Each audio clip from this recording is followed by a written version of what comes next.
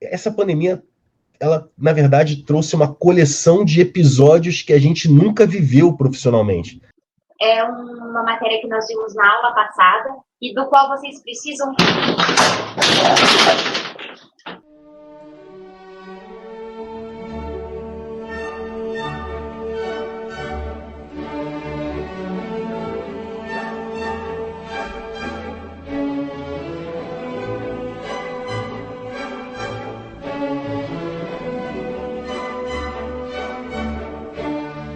Quando vocês me falaram que iam fazer uma entrevista sobre isso, assim, meu Deus do céu, tomara que não despertem gatilhos, né?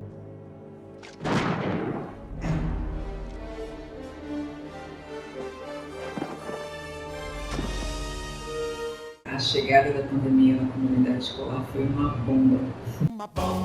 A princípio, a gente não tinha dimensão do problema que seria, né? Do quão grave seria.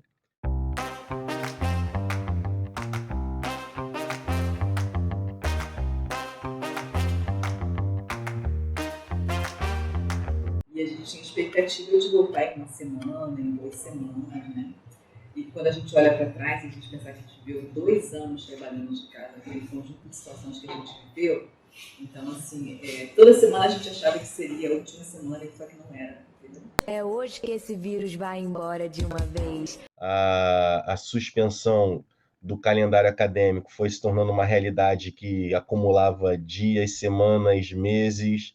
Mas o fato é que a educação ela vivia uma ambiguidade, que ao mesmo tempo de que de fato seria importante que ela conseguisse voltar o mais rápido possível, a educação é hoje o espaço de maior concentração coletiva que a gente tem no Brasil. Em qualquer cidade do Brasil você tem uma escola e nessa escola você reúne num espaço de 20, 30 metros quadrados, pelo menos 15 a 20 pessoas. Isso, evidentemente, numa pandemia, faz com que o espaço escolar seja um espaço especialmente vulnerável. Ainda mais no cenário onde as nossas escolas ainda enfrentam muito problemas de infraestrutura. E foi muito, assim, muito angustiante, porque nós não sabíamos como fazer, o que fazer. Ficávamos o tempo todo aguardando as orientações sobre o que fazer. Eu lembro que nessa fase inicial, para quem estava à frente da gestão, a gente lidava com muitas informações. A ciência, à época, estava ainda tateando e tentando buscar também informações sobre o coronavírus. Todos nós seremos contaminados, todos, é uma questão de tempo. Então, assim, acho que o que foi mais difícil foi a gente acalmar a comunidade quando nós também não estávamos calmos. Né? Então, quando você é a referência da comunidade, você tem que acalmar, mas você também não está calmo, você também não está bem. Né? Eu acredito que, assim como eu, muita gente ficou um misto de perplexidade, medo. Aí procurei pelo Júnior. Ele ficou realmente passando muito mal, foi levado para Goiânia de ambulância, muito ruim, fez os exames e, graças a Deus, é dengue hemorrágica. Não era coronavírus, não. Acho que a primeira medida foi a gente não deixar o campus abandonado, porque muita coisa é como se você tivesse sido numa situação de guerra e você abandonou tudo ali e foi embora, entendeu? Então, assim, desde comida na geladeira, tinha vários. Você a comida na geladeira ficou 2 anos. As plantas morreram. E algumas instituições de ensino se lançaram à realidade remota, algumas com muita estrutura para fazer isso, sobretudo a rede particular de ensino, outras de maneira muito improvisada. E a gente, no meio do caminho, sendo obviamente pressionado a fazer alguma coisa, e ao mesmo tempo entendendo que o Instituto ele apresenta uma diversidade muito grande de estudantes, né? E aí, assim, no Instituto, a gente tinha uma vertente assim, muito forte de que todos os estudantes tivessem condições de acessar o remoto, né? E a gente está numa escola, que é uma escola pública federal, e que os estudantes têm situações de vida que diferenciam uns dos outros, né? Evidentemente, tem uma crise hoje na nossa educação. O que a pandemia fez foi aprofundar essa crise, porque ela aprofundou especialmente as desigualdades. enquanto as escolas particulares conseguiram manter um vínculo com a maior parte dos alunos, porque eram tratados como clientela, perder esse vínculo significava perder clientes. Além disso, boa parte das escolas particulares contam com estudantes que têm uma condição social de menor vulnerabilidade, então conseguiram manter dinâmicas pedagógicas remotamente. Na escola pública faltou tudo isso. Eu acho que as escolas privadas, elas têm recurso, né?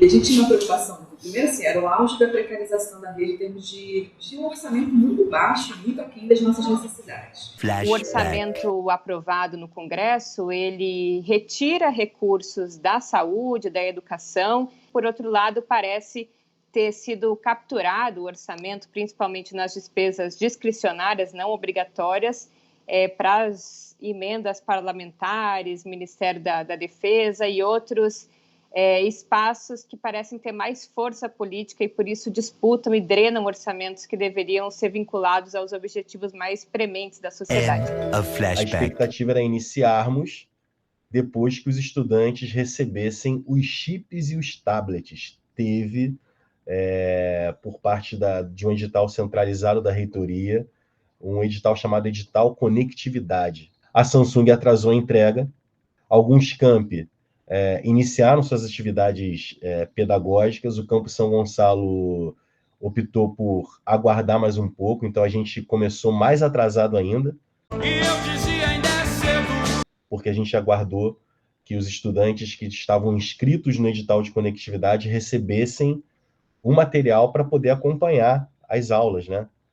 A gente demorou, assim, eu acho que foi uma demora cautelosa, prudente, de que todos os estudantes tivessem os meios de acessar esse ensino remoto. Como eu te falei, se nós tivéssemos um outro contexto político, essa demora não teria sido assim. Porque de março a dezembro são 8 meses. É muito tempo. No Brasil, faltou uma coordenação nacional para o enfrentamento da pandemia. E daí? Quer que faça o quê? Eu sou Messias, mas não faço milagre. Então, é fato. A gente pode considerar que algumas atividades que deveriam ter voltado depois das escolas voltaram antes, né? A gente deveria ter tido uma definição razoável, né, cientificamente embasada, do que são as atividades estratégicas prioritárias que devem voltar, que garantam a produção, né, daquilo que é essencial para o conjunto da sociedade, aquilo que é fundamental para o enfrentamento da própria pandemia e aquilo que é importante para não agravar as nossas desigualdades sociais, as nossas, né, questões mais latentes. Isso não houve. Bolsonaro, por exemplo, num dos primeiros decretos que ele publicou definindo que seria prioritário, ele colocou, por exemplo, salão de cabeleireiro. Inconcebível, insuperável, fora do comum. E eu acho que o tempo é que foi uma questão. Acho que a gente demorou muito a dar essa resposta. E acho que se nós tivéssemos um outro contexto político, as coisas não teriam acontecido daquela forma.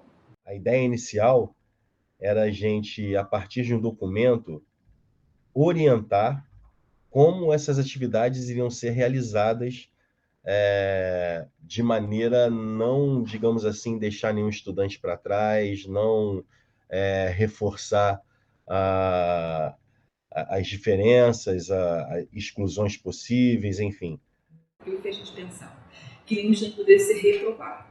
Uma outra questão é que o estudante quisesse se trancar, ele teria o direito de trancar. Acho que algumas instituições falharam ao não entender que a manutenção das atividades remotas tinha um papel importante do ponto de vista da vinculação do estudante com a escola, inclusive do ponto de vista pedagógico. Desde que você conseguisse garantir condições para o conjunto dos estudantes participarem, e sem superdimensionar a importância que as atividades remotas tinham, né, no sentido de que era evidente que não dava para ter o mesmo tipo de expectativa no que vai se trabalhar, no tipo de avaliação que vai se fazer, claro que não, né?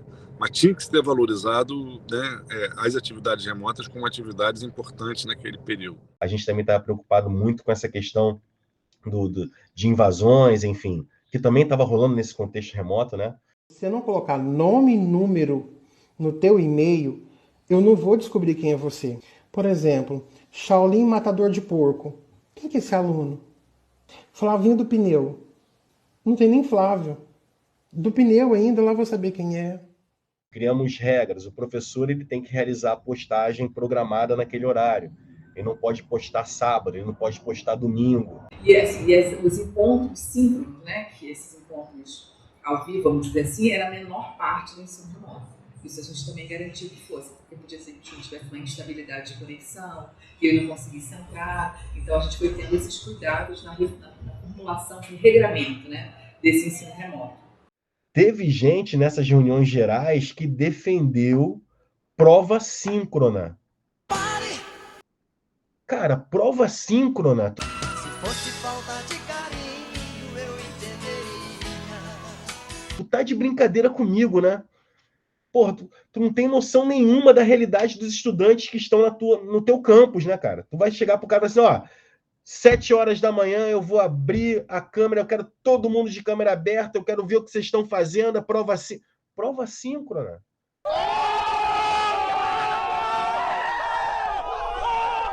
Então, a gente tinha alguns professores que já eram muito habituados com a tecnologia, né? Quem é você? Professor, há 35 anos. Então, eles fizeram algumas oficinas para assim, orientar os colegas no uso dessa tecnologia, porque nós também não sabíamos, né? No início ia ser pela plataforma Moodle, depois não ia ser mais, a gente ia usar o Classroom, mas nem todo mundo tinha, né, uma ambiência no uso daquela ferramenta. Então, assim, eu nunca me imaginei dando aula de forma remota, eu comprei mesa digitalizadora, enfim, criei habilidades que eu não sabia, eu não estou dizendo que isso é bom, não. Eu não queria ter criado essas habilidades, não. Eu queria estar presencialmente com os meus alunos, né? Mas, enfim, a gente teve que se reinventar. Eu tinha um horário, assim, eu tentava assim, mas era de 8 da manhã às 8 horas da noite. Rolava reunião com a comunidade. Quantas vezes? Almoçando e ouvindo alguma reunião. Reunião com coordenadores. Botando uma roupa no varal, fazendo as coisas tudo ao mesmo tempo. Reunião com diretores, reunião com a Proem, reunião... Todo dia tinha, no mínimo, umas 2 reuniões ou 3 rolando. E era uma reunião atrás da outra. Opa, outra reunião, tela, câmera, escrevendo, mandando e-mail, verificando isso, verificando aquilo. Eu me lembro de muita dor de cabeça. Tudo, assim, a vida privada foi invadida. Quando o trabalho é remoto, o teu trabalho está em casa, né? Então você não consegue desconectar completamente. Tadinha, que barra. Esse horário de trabalho ele se expandiu, né? Se estendeu, porque a gente, mesmo no final de semana não tinha. Assim. E engraçado que passei a sentir falta das mensagens no final de semana. Olha que loucura. Ofensivo. Eu comecei a chamar meu escritório de caverna. Eu entrava aqui nesse espaço, entrava de manhã cedo, fechava a porta, ficava o tempo todo aqui. Cadê você? Que nunca mais apareceu aqui. Todas as questões do campus, que habitualmente nem passam muito pela gente, né? Vou te dar um exemplo. Chegada de material de livro no campus. Geralmente chega na biblioteca, o bibliotecário que é coordenador da biblioteca, ele recebe material, atesta a nota, vai embora e acabou. Se as pessoas não estavam no campus, não tinha que vir ao campus para receber tudo. Na posição de gestão, isso tem um custo emocional porque você lida com pessoas que, com razão, estão estressadas, não aguentam mais estar naquela condição remota, estudantes que desanimam, e aí você fica, de fato, administrando o conflito full time. Gente, um momento, olha aqui, um momento de dificuldade, eu vou precisar falar sério com vocês agora. Ai, meu Deus, vai demitir a gente. Amor, vai demitir a gente aqui, meu amor. Não vou demitir ninguém, olha aqui, gente, não me enlouquece, eu preciso da ajuda de vocês para conseguir vender mala no meio dessa loucura, a gente precisa de uma solução. Luiz voltou aí, ó. Eu adoeci durante a pandemia, né? Adoeci psicologicamente falando, por conta do volume de trabalho, e tenho parceiros de trabalho, colegas de trabalho que também adoeceram comigo. A gente viu 2 traumas assim, né, durante a pandemia. Um trauma foi a morte, foi o falecimento do professor Vitor Santiago, que tinha 33 anos, era professor de Química Orgânica aqui no campus, ele teve Covid. Então foi um trauma assim, muito grande, muito difícil ainda de falar e de lembrar. Um professor que era uma pessoa extraordinária, uma pessoa que inspirava muitos outros professores. Porque ele é uma pessoa assim, sabe aquele entusiasta da ciência, da pesquisa? Ele era essa pessoa. Era um professor amado pelos estudantes, amado pelos alunos, então foi muito difícil. E a outra situação, que não foi exatamente da Covid, mas que foi dessa situação da Covid, foi o suicídio de uma estudante que nós tínhamos aqui. Ela sempre foi uma aluna acompanhada pela gente, porque ela tinha algumas questões de saúde mental. E aí ela já tinha terminado o curso, e aí a gente recebeu a notícia do suicídio dela. Foi uma perda muito dolorosa, assim. Muito difícil, muito difícil. É uma coisa muito ruim você, na verdade, ir no enterro de uma adolescente, com outros adolescentes, com outros estudantes lá. E aí a turma dela inteira foi um sepultamento. Foi uma das coisas mais tristes que eu já vi, assim. Que eu acho que também é importante de construir memória, né? E aí, quando a gente retornou presencialmente de forma total, antes disso, teve também toda uma organização. Iniciamos as aulas com acolhimento, né? As aulas não iniciaram direto. Segunda-feira, primeiro tempo, matemático, não. E também é assim, o ritmo dos servidores quando eles voltaram depois de 2 anos de trabalho remoto. Porque é isso, a sua vida durante 2 anos você não tinha que ir presencialmente para o trabalho. Até o tempo. Mas quanto tempo pode demorar para chegar no meu trabalho? As pessoas perderam essa noção do tempo. Não tinha mais ônibus do mesmo volume e quantidade que tinha antes, as linhas de ônibus ficaram mais escassas. Então, quem saía de manhã demorava mais, chegava, o ônibus era superlotado, então esse trânsito era pior. Assim que voltou, o trânsito era péssimo. Então, gente, chamei essa reunião aqui para dizer para vocês que a partir de novembro as reuniões vão voltar a ser presenciais, tá? Oi? Como assim? Presenciais, vão ser lá no escritório. Desculpa, mas como é que funcionaria isso? Você nunca fez reunião no escritório? Sim, mas faz muito tempo que eu não lembro, né, como é que faz. Você manda o link aonde? Criamos um protocolo de o que fazer caso você positivasse. E de acordo com as diretrizes do retorno presencial, só frequentaria o campus quem estivesse vacinado. Vacina eu tomo! Vacina eu tomo! Pá! Pega numa bunda! Pá! Pega na outra! Duas! Pá! Mas isso meio que ficou uma coisa muito mais na pressão discursiva do que na pressão prática. Porque isso gera uma série de outras discussões do tipo, não, beleza, mas quem vai conferir? Em paralelo, nos noticiários, a gente tinha noção de pessoas que estavam falsificando comprovantes de vacina. E na gestão eu respondi alguns e-mails de alguns responsáveis anti-vacina, dizendo que o filho não tomaria vacina e que ele ia voltar para a escola sem tomar vacina. Cuidado com a cuca, que a cuca te pega e pega daqui e pega de lá. Foi muito difícil administrar com os estudantes o uso da máscara. Nós estamos numa escola, né? Uma escola no Instituto Federal, que tem um debate no campo da ciência, né? Da produção de conhecimento, mas nem assim as pessoas usam máscara. Entende? Então é muito fácil você falar que o negacionismo está lá fora, né? Mas eu tenho as evidências de que a NASA está mentindo para seguir os interesses dos maçons. Eu sei que é plano. Quando você tem colegas que são pesquisadores, são estudantes, todo mundo tem uma formação aqui, né? Todo mundo entrou, fez um processo ali, um concurso difícil, tem uma formação, mas mesmo assim tinha recusa.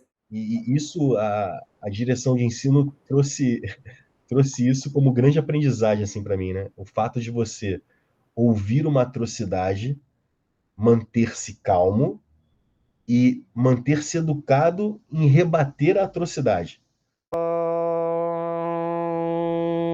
E aí eu acho que a recusa do professor se desdobrava na recusa do estudante também. Isso. E a gente teve, assim que a gente voltou, 1 mês, 2 meses depois, muitos servidores tiveram Covid. A gente ficou muito preocupado, como é que ia ser isso, cara? Como é que você segura, de repente, 2 adolescentes ou um grupo de adolescentes que não se tocam, não se olham, não estão ali presencialmente há muito tempo? Pô, é quase uma reação inevitável, dar um abraço.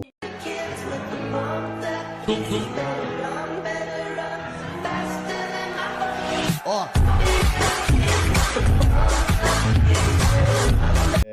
isso é um furo de reportagem que eu vou dar agora. Eu lembro que eu encontrei a professora de educação física da escola, Ingrid, e os dois de máscara, né? A gente olhou no corredor um pro outro e falou assim, porra, vem cá! E, porra, a gente se abraçou. Cara, não pode abraçar, ninguém pode ver, peraí e tal. E mais na frente, um pouco mais na frente, depois de um tempo no retorno presencial e no retorno presencial com máscara, a gente viveu um outro momento, né?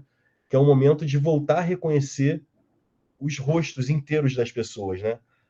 Quem é você? Porque tem isso também, né? Você fica o tempo todo olhando para os olhos e aí você constrói no seu cérebro o restante da imagem. Porque tudo na educação demora, as repercussões negativas demoram a fazer efeito.